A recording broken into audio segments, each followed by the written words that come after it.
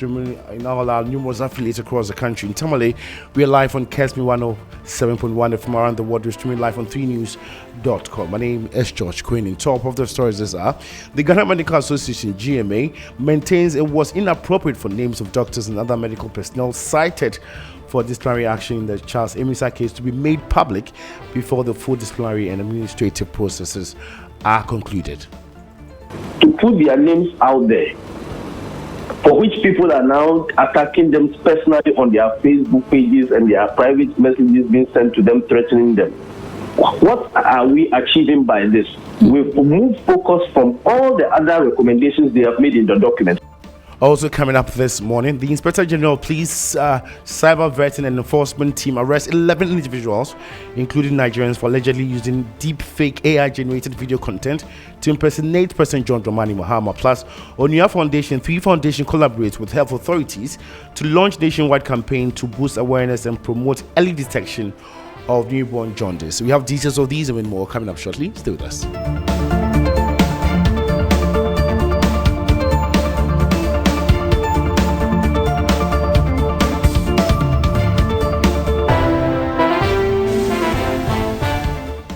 And now the news in details. The Ghana Medical Association (GMA) maintains it was inappropriate for names of doctors and other medical personnel cited for disciplinary action in the Charles Emisa case to be made public before the full disciplinary and administrative processes are concluded.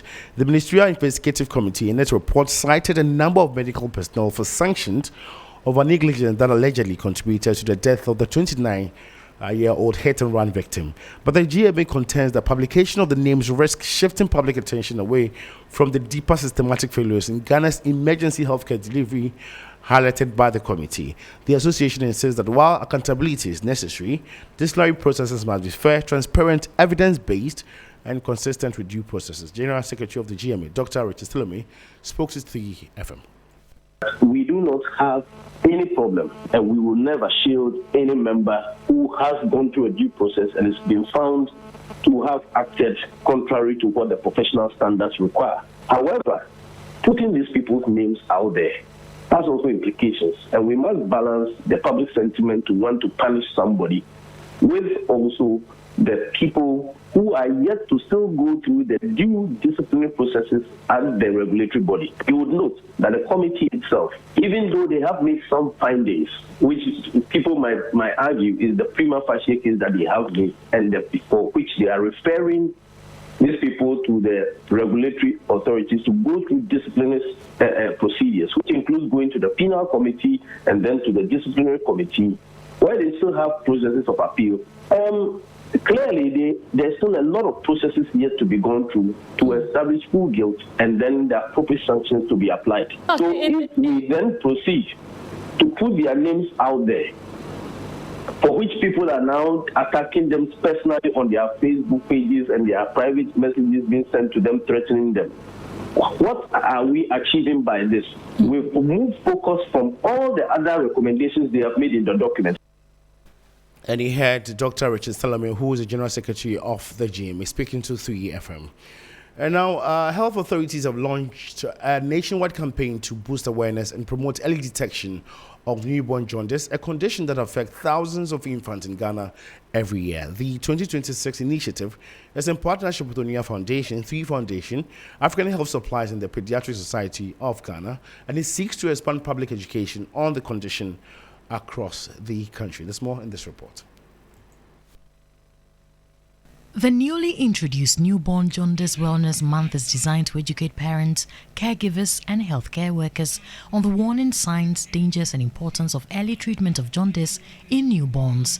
The president of the Pediatric Society of Ghana, Dr. Hilda Mantibia-Boy, said the campaign will focus on both urban and rural communities where awareness levels and access to treatment remain limited. Newborn jaundice, it's very common. And this jaundice, even though it looks like nothing to be scared of, can cause disability and death in babies. As a result, look out for jaundice in your newborns or your babies after delivery and see your healthcare professionals for assessment and management. The month-long initiative will be carried out in hospitals and community health centers nationwide with particular attention to rural communities where pediatric health care services are often inadequate.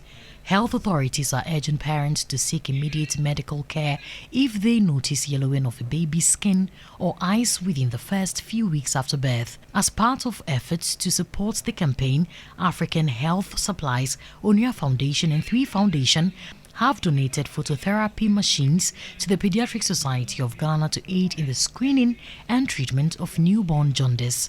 The head of 3 Foundation, Kwaning, said the organization remains committed to collaborating with other institutions to improve access to quality health care. This partnership that we just signed with the Pediatric Society of Ghana, it is our core. We are encouraging all business moguls, all corporate institutions, churches and organizations. Please donate and donate fully so that we can kick newborn jaundice out of Ghana. And away from health, the Inspector General of Police Cyber Vetting and Enforcement Team CVET of the Ghana Police Service has arrested 11 individuals, including Nigerians, who are allegedly using deepfake AI-generated video content to impersonate President John Dramani Mahama.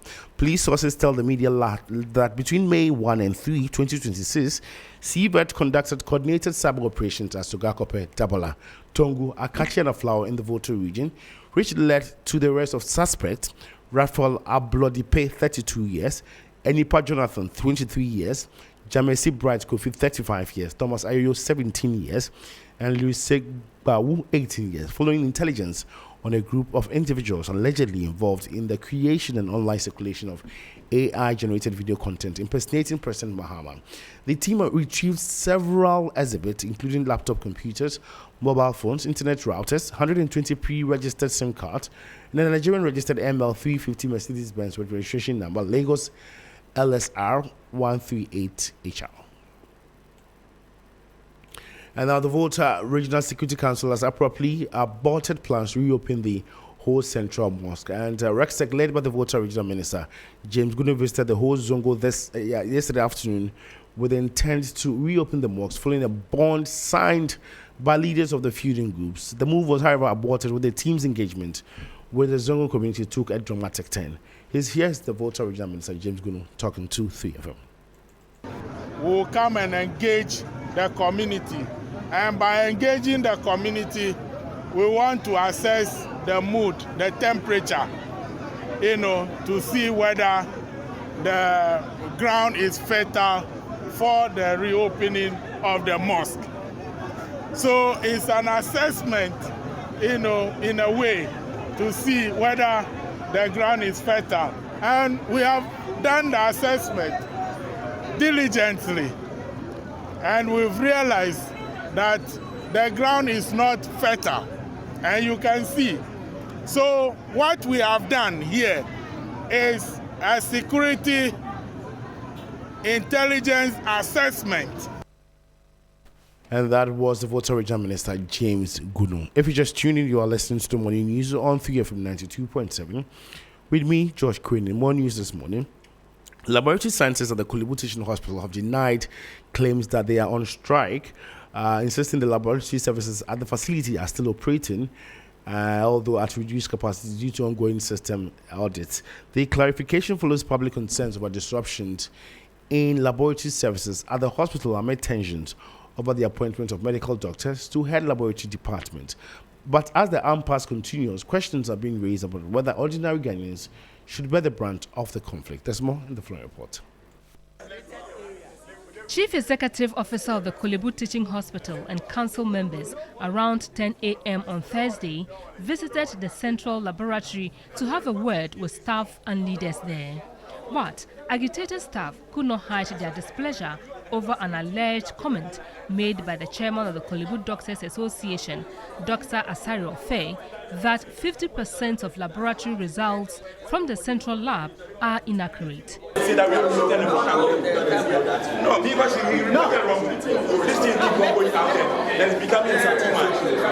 A meeting with the leaders and staff lasted almost an hour. Afterwards, the impasse was not entirely resolved, according to union leaders, even as the Director of Pharmacy, Dr. Charles Ofe-Pam, is to act as head of the laboratory pending a meeting scheduled for next Tuesday. Medical laboratory services are under allied health services. And the law says Section 3E that we should regulate that services. We want to stick to that. However, if Medical and Dental Council have something different, which we believe we can discuss together and see the way forward. But until then, they should stay calm, go to work. We met with the Chief Director, and he has given direction. We are law-abiding citizens. We are not going to flout his directions. We've been working all this while, even though aggrieved. Management of Kolebu later issued a statement stating that results from the central lab are accurate.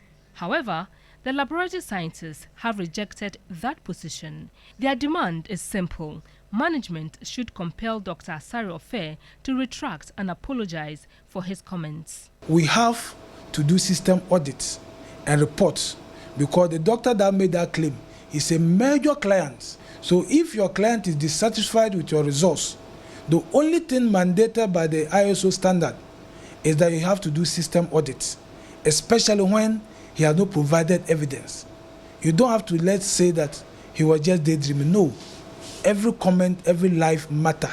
So we shall do system audits to restore, and whenever we get the findings, we'll communicate same to the public.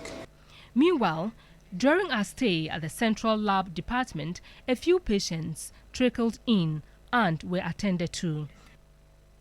Before we part company, the governing National Democratic Congress (NDC) has defended the losses of the Bank of Ghana, insisting the spending must be viewed as part of its efforts to stabilize the economy and protect livelihoods. The party maintains that public debate on the economy must be grounded in facts and accountability. Introducing the National Democratic Congress position on the Bank of Ghana losses during the relaunch of the Setting the Record Street, Deputy National Communications Officer Godwin Akogan said the outcomes achieved justify the expenditure.